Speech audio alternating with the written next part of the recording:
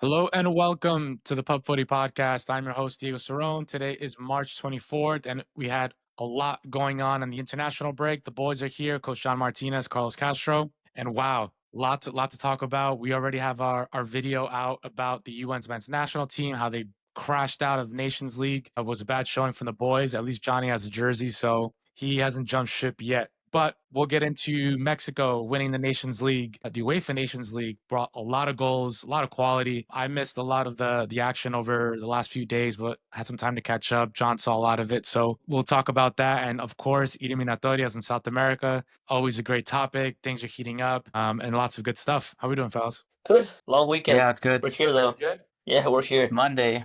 Long Mondays though. weekend. What'd I you do this hate weekend, John? We're Mondays. kicking. We're kicking. I was in the city Yeah. celebrating future marriage. So John's officially a Knicks Love fan, that. I heard. no, never.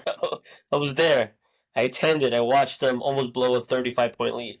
They almost blew Man. it. Yeah, it was within like 4 points in the fourth No Typical, quarter. way. was it? Oh my Yeah, God. dude. That's typical I Knicks was like, what's fashion. going on here? And then they obviously they won, but I left my Knicks hat at Daniela's, so don't have no my worry. Knicks cap on today. Well, cool guys. Mexico 2-1 winners over Panama in the Nations League final. Sold out SoFi Stadium. They defeated Canada in the first game. What was it? 1-0? 2-0. 2. 2-0. 2-0 against Canada. Great showing. The man of the hour, Raul Jimenez, just absolute Baller. masterclass. Think his redemption arc, I think, is finally complete. Right? Bad injury a couple years ago, left him out of the squad, left him out of soccer, period.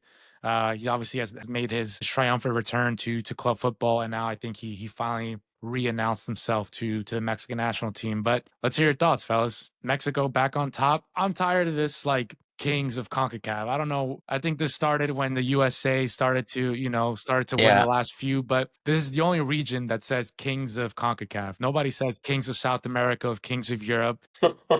I want to get rid of this. I don't know if it's because of the USA losing, but Mexico are the champions, not the kings, the champions of CONCACAF, at least for right now. So what are Yeah. your thoughts, fellas? Mexico's back, I think. I think this coach Javier Aguirre just brought back that passion and that intensity to this team that's been lacking for the last few years. Raul Jimenez is in a class above all other CONCACAF players right now. He's a leader. He's the leader of that team. He's running on offense. He's running on defense, tackling, setting the tone for the Mexican national team. And they played as the same way Jimenez was showing on the field. So I think they're back, and I think the fans are happy. Is it Aguirre or is it the man behind the scenes, Rafa Marquez? Because I think he has a lot of It's true. pull on that squad, man. Rafa Marquez is the puppet strings behind the scenes. I think he's pulling a lot. John, thoughts on Mexico? Yeah, I think they're reclaiming what's theirs. I think they're doing their thing. I think I love Aguirre. Mexico, by the way. Same. I love watching Mexican national team. I was a big fan, of It's exciting. of Dos Santos, Vela, Guardado, like even before Marquez. Yeah. Like they're always exciting to watch.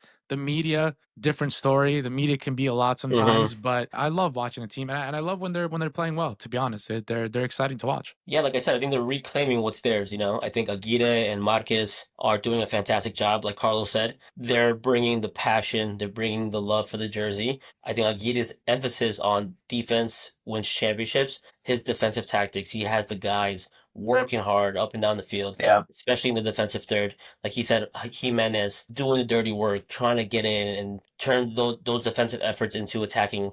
I think he's bringing back that kind of culture that Mexico's been lacking these couple years, like the identity, right? So I think they were struggling with their identity, and Aguirre and Rafa Marquez are giving them exactly what they need. So I think they're reclaiming what's theirs. Right? Like you said, Rafa Marquez is probably pulling strings behind the scenes, and he's probably what you need, right? He's a guy that's won things. He's a legend in Mexico, so probably guys look up to him. Guys want to play for him. Guys want to impress. So those things are good when you're building a squad and when you want a squad to regain the success that they've had in previous years. So, like I said, I'm super happy for Raul Jimenez because the guy is on a high. Yep. He's on fire. Heater. Dude, the guy is insane, and obviously, like you said, since his injury, scary one, he's able to bounce back and reclaim what's his as well. So that's fantastic, so I'm really happy for Mexico, to be fair. Yeah, I mean, the two forwards, which I was telling Carlos, I did call before the first game, right? Do you play You Raul did. and Santi up top? They went for that. And man, Rafa Marquez, high IQ, right? People, I don't know if people like in this region forget, but other people might forget, right? Like Rafa Marquez played high level in football with Barca and just throughout his career, right? And he's played in how many World Cups? 5. He's played Uh-huh. at the top, and now right he's on the coaching side, definitely pulling a lot of strings, and it's always I feel like you see it with Argentina, right? How so many players come back and coach for the national team. Scaloni and that whole coaching staff all played for Argentina during their time. So it's a different sense of pride. They know what it means to play for the jersey. They know what's going to make these players tick. There's a special connection which might not be there with the U.S. men's national team and Pochettino, right? But a lot of people in Mexico weren't happy about bringing back Aguirre, right? He's an old guy. He's been there what twice beforehand, right? Twice, yep. So, but he's Mexican, and that pulls a lot of weight. And obviously, with the coaching staff, it's just different when you have that special connection and you know what it means to play for the badge and for that anthem. Yeah, I definitely agree with you. I think Rafa Marquez played on the Mexican team that had that passion, that had that love for the jersey, that winning team, and he's just bringing that love for the team back to Mexico that's been missing. Yeah, good. He was a player for Mexico in the 1986 World Cup that was home in Mexico. He has that experience that he can relay to the players that are coming up to this World Cup next year. And I think As Jimenez host, alluded to it. Yep, Mexico alluded. Jimenez alluded to it in the Paramount interview how they love their coach right now, how he's giving them confidence and leading them and showing them how to prepare for this World Cup on home soil. So I think they really love Rafa Marquez. They really love Aguirre. So I think they're on a good foot. And even just besides just the passion, I mean, Mexico, they're playing very balanced, right? Very disciplined on defense, very effective on offense. They control possession really well, and they create and score their opportunities with the two striker system, and it's working like really well for both Santi and Raul Jimenez. Just the fact that they're able to find space, one takes it away. Because now, I guess, let's say a 5-back, they have two strikers. One striker goes, creates space for the other striker, and I think it just helps for both of them, and I think it's working. Yeah, when you're a smart footballer, when you have two smart guys, no matter what their style is or no matter what caliber, they can figure it out. They understand it. They understand get the game. One can bounce off, one can make the run, one checks in.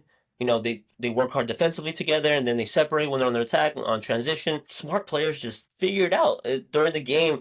Whatever the game tells you, whatever is dictating, those two, any guys that are smart will figure it out, and that's what we've seen it. Against Canada, like we said, defensively, no matter what the press was or no matter what press that Canada wanted to impose on Mexico, they were just calm, cool. When they broke it, they transitioned quickly into Canada's defense and they exposed them a few times, and that's how the first goal came about. And then obviously the second goal was a free kick, but it came from a transition play where they broke the press and then they found the foul and then he was able to score. So like when you have guys that can do that and guys who are composed and smart and quality, those are the results you get. Yep.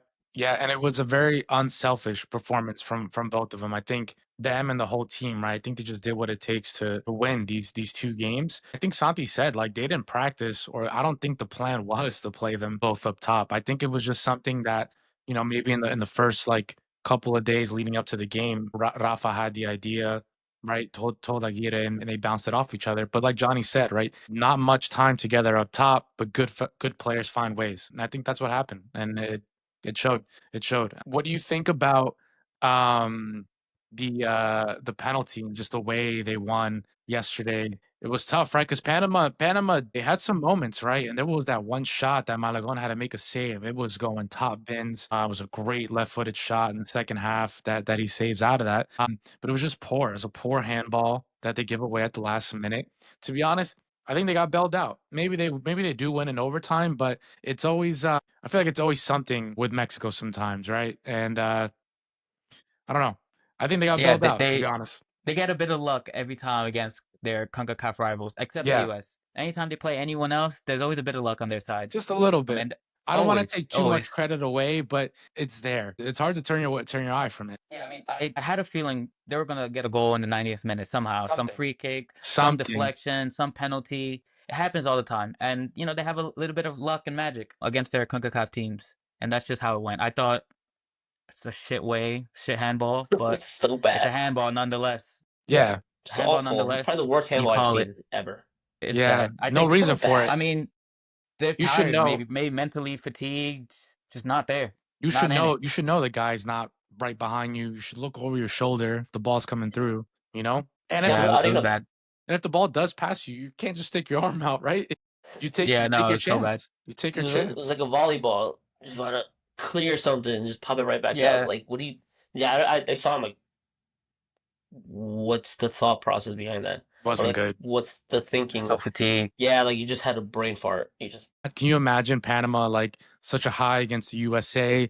They're going toe to toe against Mexico in the final, and then that happens. It's just so deflating. It's like, Yeah, what the it's hell, you heartbreaking. know? shot yourself in the foot. It's terrible. They played well though. They definitely played well.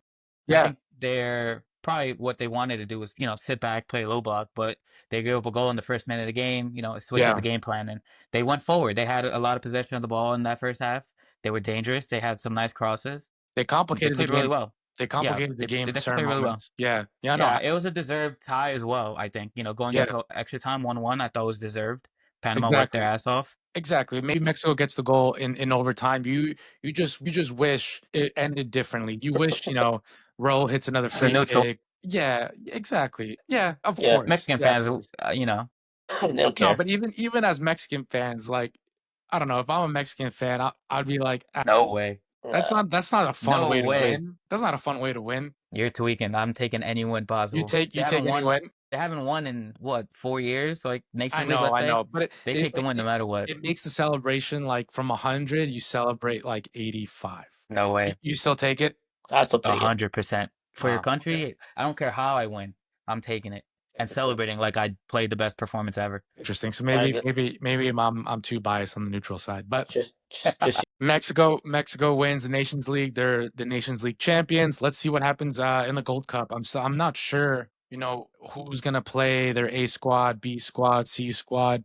I really don't know how each team is gonna approach it. Let's see how it goes, and yeah, It should be only A squad. They don't have a lot of games leading up to World it Cup. There's should no be. no Should be. reason for them not to play that I A just feel squad. like You know there's what I mean? so much football going on in the summer, right? Yeah, So I don't that's know. true. I really don't know. So it's tough for me to say what the approach is going to be. I would hope it's the A squad because of what you're saying, because of the lack of big games coming up. It's really the last true competition before the World Cup. I heard that they might play some international friendlies in Africa, but it's not the same. Yeah, I mean, I think the US have a game in Connecticut coming up Oh, I think in against Hartford. Switzerland, maybe. Yep, I think Switzerland or so. Poland, one of those teams. Yeah, it's a European team. We'll get moving on to UEFA Nations League. Let's talk about that because I didn't see much of it during the last few days, but I was able to catch up with some highlights, and there was a lot of goals, great quality all over the pitch. I mean, obviously, right? There's all these players playing in Europe. A lot of the European teams are strong. Like I'm just thinking about France, for example, like Olise, Dembele, and Mbappe up top. I feel like we haven't really seen that too often, so it was good to see them clicking. And then obviously Spain, right? Like the European champs currently with a lot of their great players like in form. Yamal obviously was insane the last two games. So let's talk about it. I think two of them went to PKs in the both PKs. legs that they went on. So let's go over this real quickly. It was Germany comes out on top against Italy in 5-4 aggregate. Portugal defeats Denmark 5-3, where I think it was gonna head to overtime, and there was two late goals for Portugal in that No, second leg. it did go to Oh, overtime. it did go. It It did go went to overtime. overtime. Yeah, Got it. overtime, and Um, then they scored two in overtime. Yeah. Yep. They scored two. Spain, Netherlands. Wow. 5-5 on aggregate. Spain wins 5-4 in PKs. And then France, Croatia, 2-2 on aggregate, 5-4 in PKs. France takes that. That was, I think, one of the big headlines, right? How Croatia stunned France in that first game, 2-0. I mean, Croatia's been probably one of the best teams in Europe over the last decade. Crazy World Cup consistent. final in 2018, 2022 World Cup, they made it to the semis where they lost to Argentina, I believe. So it's not a surprise that they beat France 2-0 in the first game. They have a bunch of ballers at Perisic, Luka, Kramaric, Guardiol. It's led by Luka Modric. This generation's been balling for a long time now. It shouldn't really Yeah. be that much of a surprise. Yeah, I think you just expect them to fizzle out at some point just because They never do. that The team is age. getting older, right? It's almost like Belgium. Like Belgium had the golden generation, and they fell kind of flat on their face with all the expectations. But Croatia has been very, very, very consistent with the squad that they have. Right, it's a small country, and they've managed to they Just a managed to group, really be one of the best teams in the world. yeah, just a group of guys that just love playing for Croatia, just love playing for their country, and you can tell. They're just like you said, small country, but just a bunch of like just a group of guys, It's like and they're like the Uruguay of Europe.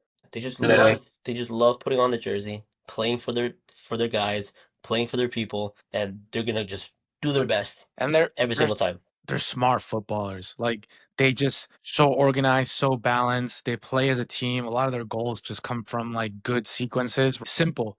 They keep the game simple, and I think that's one of their best qualities. Yeah, I I mean, agree. how good is Ivan Perisic still?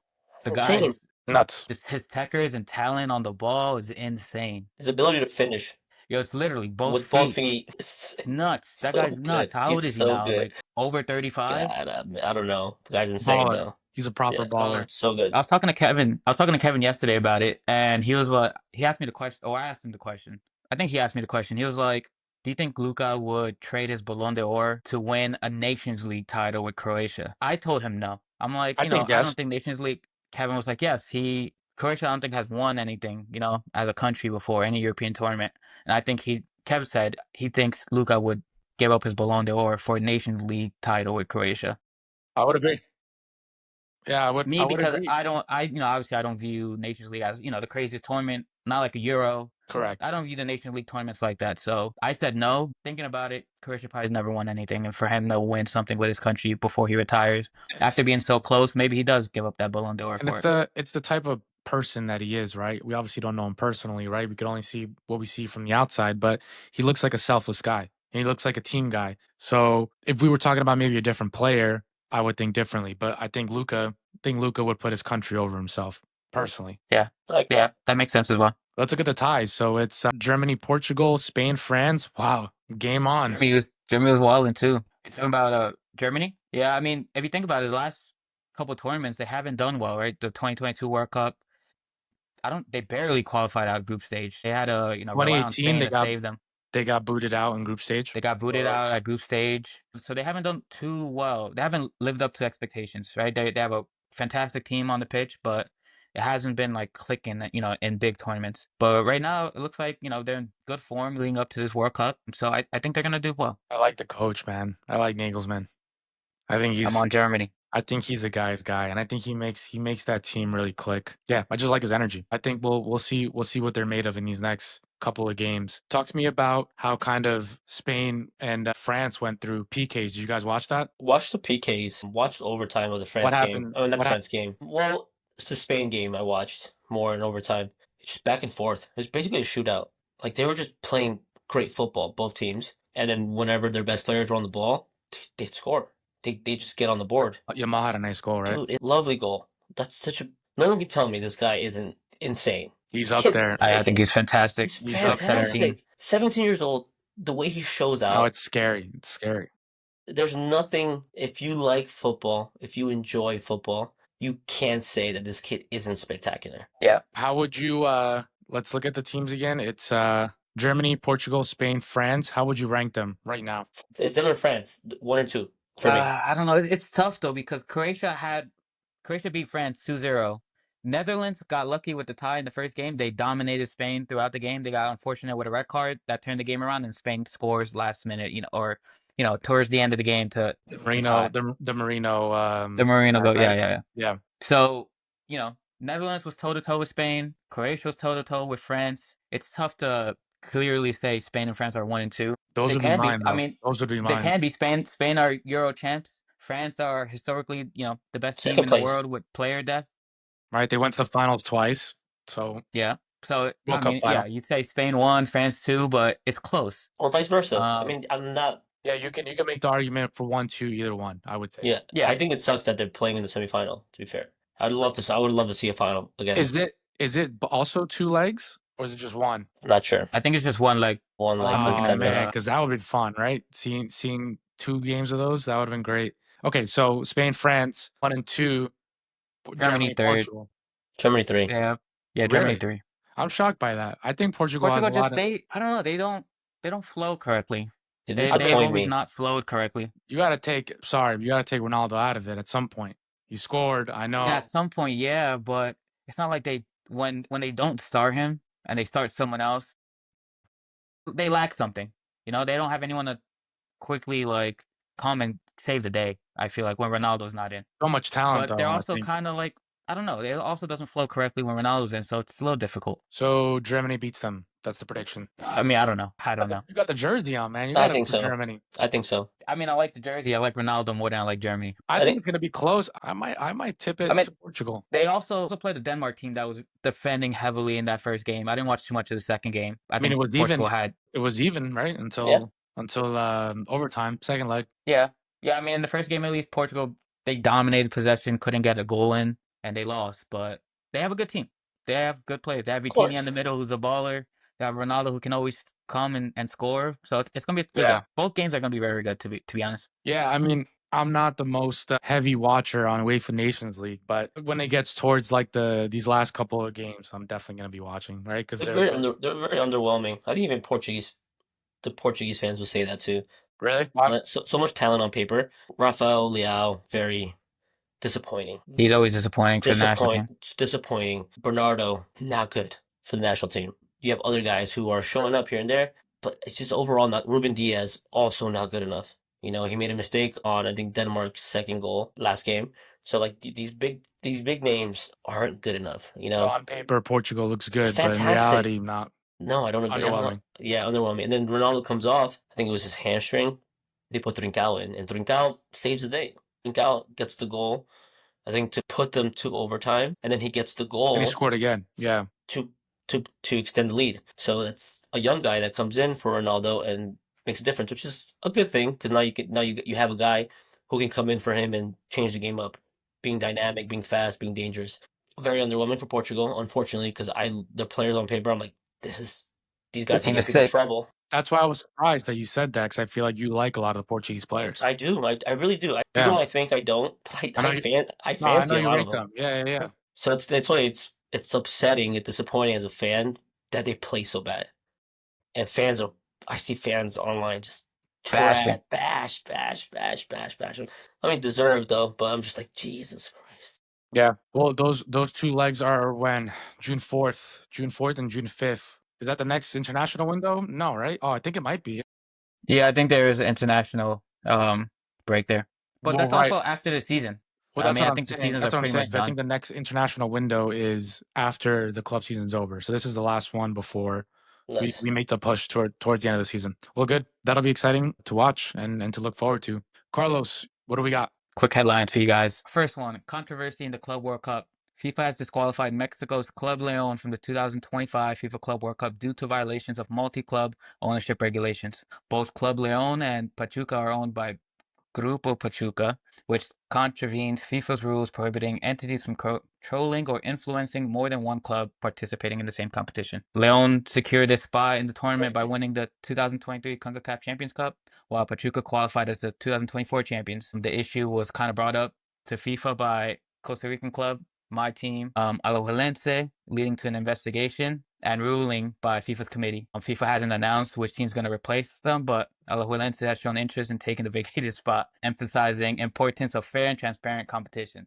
And to be fair, they won the Central American Cup. They won CONCACAF Central America Cup back to back. Give them a spot. Who cares? They're CONCACAF not. They're doesn't not. need They're not another getting that. Mexican. They're not getting that spot. You're You crazy. have to represent the Central American region, and you give it to the Central American champions. Let them go through. What I don't get is how do they not know this ahead of time, right? Like how do you That's true. not that it's shocking to me. It's shocking to me Someone's getting that fired. yeah, it's shocking to me that they don't know this ahead of time. Okay, you don't see it happening, but then once Leon wins, does it not spark a light bulb in someone's head? Like, hey, this isn't gonna work.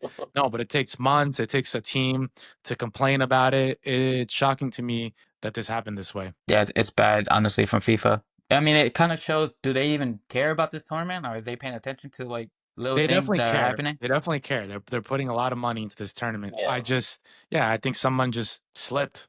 Dropped the ball. Dropped the ball heavy.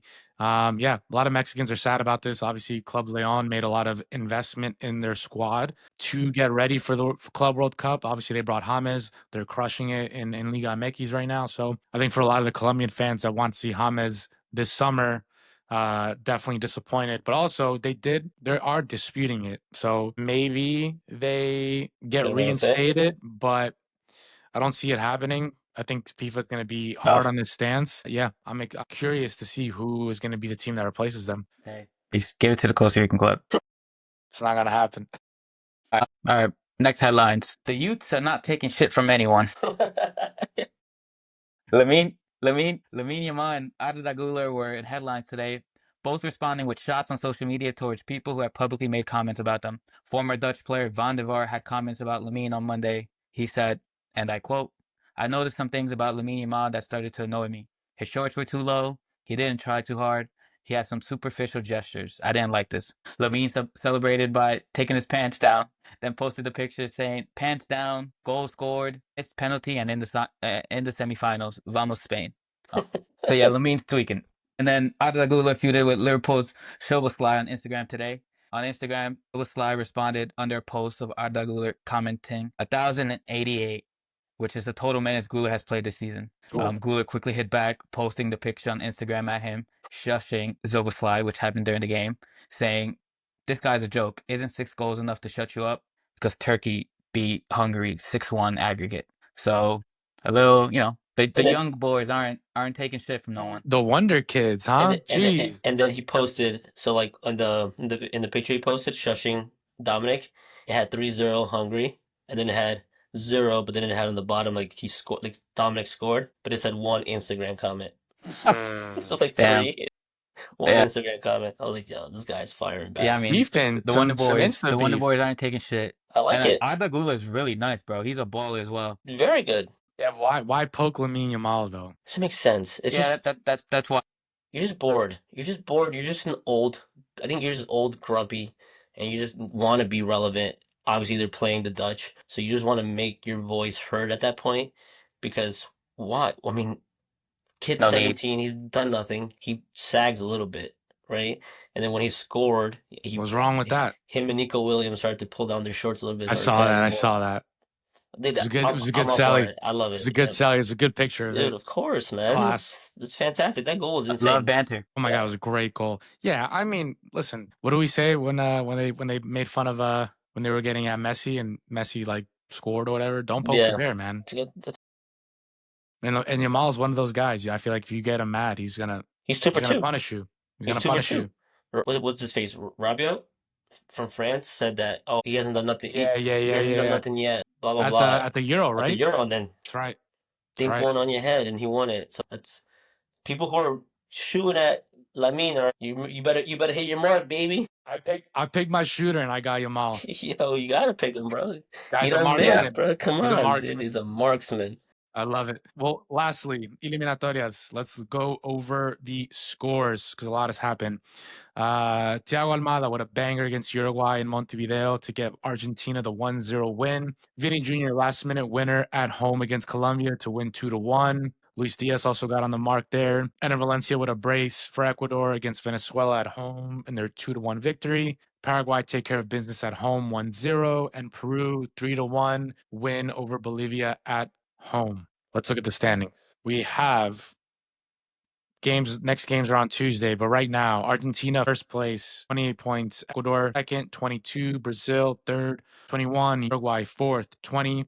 Paraguay fifth, 20, which is nuts because Paraguay has made a crazy comeback. Colombia in sixth place with 19. Bolivia 13. Venezuela eighth with 12. Peru 9 with 10. Chile in last place with 9 points. Their next game, Ecuador at home. Arturo Vidal had a lot to say about the game against Ecuador, basically calling Ecuador like the easier out of the next couple of home games that they have left. Wow. I think Ecuador has a lot to say about that. We'll see. But what are your thoughts on this last round of Eliminatorias? What stood out to you guys? Go ahead, Johnny. I love South American qualifiers. They're the best. They're the best. They're The the best. best qualifiers, hands down. Entertainment in terms of how close teams are to qualify or teams are to be eliminated. It's the best. It has everything you possibly want as a neutral or as a supporting fan for your country. I think this last few games were fantastic. I think the Uruguay Argentina gave you a proper South American clash was just scrappy people getting stuck in. No Messi, no problem. Thiago Almada steps up, gets the Sick guy, goal. My insane goal, goodness. 3 points. Brazil kind of finding their way just a little bit. Big win at home with a struggling Colombia that hasn't won a game. Low key, Colombia's had a tough stretch of games. Very tough stretch of They games. have this next game at home, and I think a lot of weight in their shoulders to pull a result. They play Paraguay at home. I believe so. Let me double check. They should. Yeah, Colombia's lost their last 3 games. Yeah, they play Paraguay next, who is They play Paraguay. Alfaro, you know, Alfaro at the wheel, dude. yeah, Alfaro at the wheel. He's got these boys playing, He's gonna frustrate the hell out of Colombia. He's gonna frustrate them. and I think they could sneak away with it. They could. Do something. They could. Whether there's a point or it's all three. But if that game ends, if they get all three, I'm not surprised. I'm not like, oh my goodness, Colombia lost to Paraguay. I'm gonna be like, we said that. Yeah. We've been saying how good Paraguay was. Alfaro, what he's been doing with these guys and this national team. That's been the story for me of this eliminatoria. Paraguay's Amazing. come up. Yeah. Yep. So I think that's probably one of the most important games tomorrow. Colombia and Paraguay. So, and then Ecuador. I mean, obviously we're Ecuadorian. I mean, he's basically Ecuadorian. Carlos. Carlos is adopted. I have way too many Ecuadorian jerseys. I might have more Ecuadorian jerseys than Costa Rican jerseys. It's crazy. We'll have a fit back line tomorrow. I think with Hincapié and Pacho, our center backs are there. Yep. Estupiñán on the left, Ordonez on the right. I think we're going to be solidified back there. And I think we'll be very, very optimistic. It's such a fun time for Ecuadorian fans. It's to talk about and to kind of just embrace it and kind of just soak it all in, because this is a very good pool of players that we have. And tomorrow, obviously, something to prove, because Vidal ran his mouth a little bit. He's got a lot to say. Exactly. Guys annoying with his little mohawk, and I'm just like, dude, I don't mind that Vidal just put a little fuel on the fire. Right? Because we didn't really need it, right? Because Chile was trying to knock Ecuador out of the last World Cup, right, with the whole Byron Castillo stuff. So we already wanted to kick their ass. Now Vidal says we're the easier out of the last home game, so it's perfect. It's like the perfect recipe for us to go there and just ruin their whole night, and I love it. I love it. Yeah, and I just want to talk about what Johnny said earlier about these are the best qualifiers, right? And now that FIFA expanded the amount of teams to 48 teams, it's easy to make the qualifiers now in South America, right? 6 teams automatically make it. The 7th goes to repechaje. So 7 out of 10 teams have a chance of making it to the World Cup, right? But the players don't play like, they already know they made it to the World Cup. The boys are playing with intensity, with heart, with love for the country, right? So it's interesting that, they're the most entertaining qualifiers, and it's not because they're really fighting for a place in the World Cup. From 1 to 5, actually from 1 to 6, they're all going to make the World Cup. Bolivia's not going to really catch up to Colombia, I think.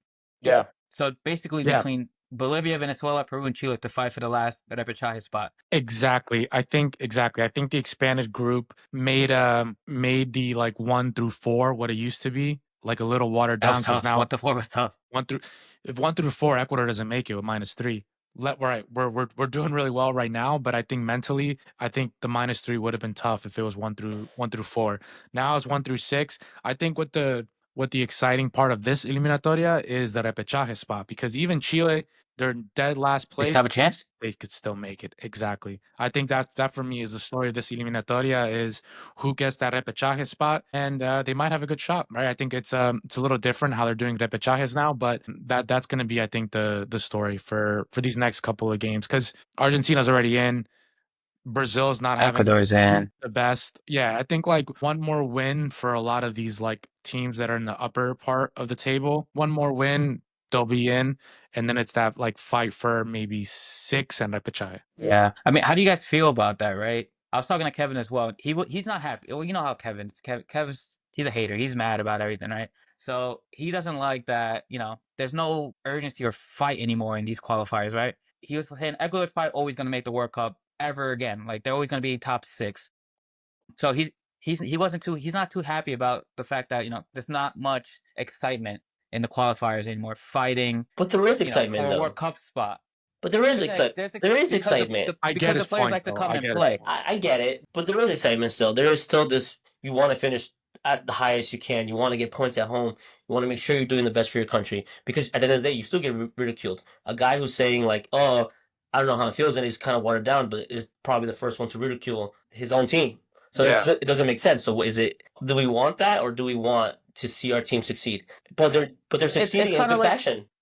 I yeah. gotta say though, It's kind of like Diego though. Like yeah. sorry, Diego, let me say this one point. No, no, no, It's go for like it. you saying, when Mexico they got gifted the win, or it didn't feel like 100% celebration because we didn't really we didn't really earn it, we didn't fight for it as much, right? That's kind of how Kevin feels about these qualifiers, right? Like they were always gonna make it. There's no drama or you're really fighting for something with these qualifiers anymore because 7 teams potentially make it out of 10.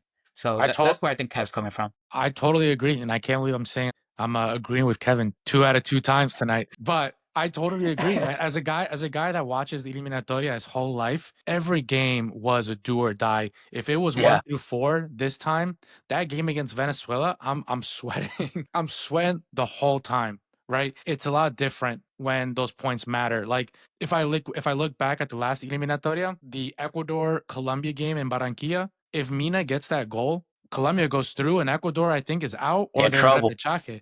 Yeah. So, Yeah. and that's like, that was a few games, right? Not even towards the last. It was like there was still a lot to play for, but the margin for error was a lot smaller, which made the games more high pressure, which I agree with Kevin. It was more high pressure. It was more exciting for those games because you knew every single minute mattered, not even like every game, like every minute, every half mattered. This, not so much, right? But again, if Ecuador loses at home, I'm pissed. My family's Yeah. pissed. The country's pissed. So it's different.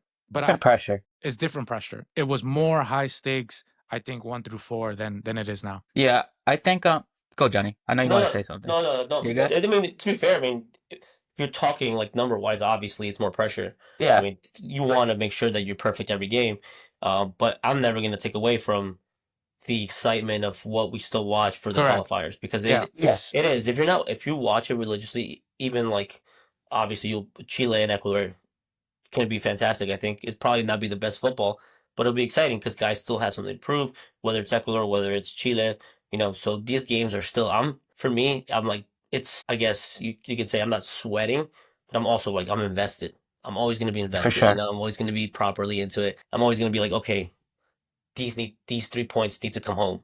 That's it. So I mean, I get it. Obviously, it's 1 to 4. The margin for errors. You're But sweating, It's a lot man. I You're mean, tighter. sweating. look at the points from 2 to 5, 2 to 6 right now. It's They're all insane. 3 points. Yep. And So it imagine would it's have top been four. insane. Yeah. Yeah. It would have been And that, nuts. right, and that's the thing. It's like if it was 1 through 4, man, you tie a game, you're getting killed. Now it's like maybe if you tie 2 games, then it's like now you're in Trouble. trouble. Yeah. Colombia right now, right? Colombia, I think they were top of the table for quite a bit, and then they slipped these last couple of games. Now they're what? They're sixth, Yeah. Mm-hmm. and now they're playing Paraguay. So now that game very high The stakes game is for sure. I mean, because they but don't now you want have to to think keep about it. slipping. Who does Bolivia play now, right? How can they put pressure on Colombia at 6th place?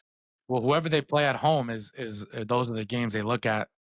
I think it's Uruguay. I think it's Uruguay, They yeah. play Do Uruguay they at play home. home? Yeah, in Bolivia. That's a must win for them. So that's a must win. That's Yeah, gonna be it's a tough must for win. Uruguay.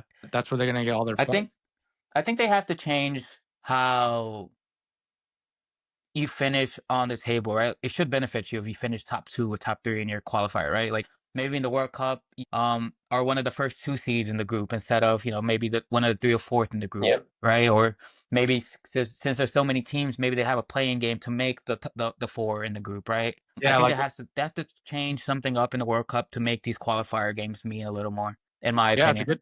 No, I totally agree. Because right now the pots are based off like FIFA ranking, and FIFA I ranking think so, is which is garbage. bullshit anyway. Garbage. No, we all agree Yeah. FIFA ranking is garbage. Garbage. Always been. It's very I don't know. It doesn't seem like it's objective, right? It's very subjective to me. There's no real meaning or data behind it. Like substance. Yeah, yeah. Yeah. I don't think if you take the FIFA ranking seriously, you do not know football. Sorry.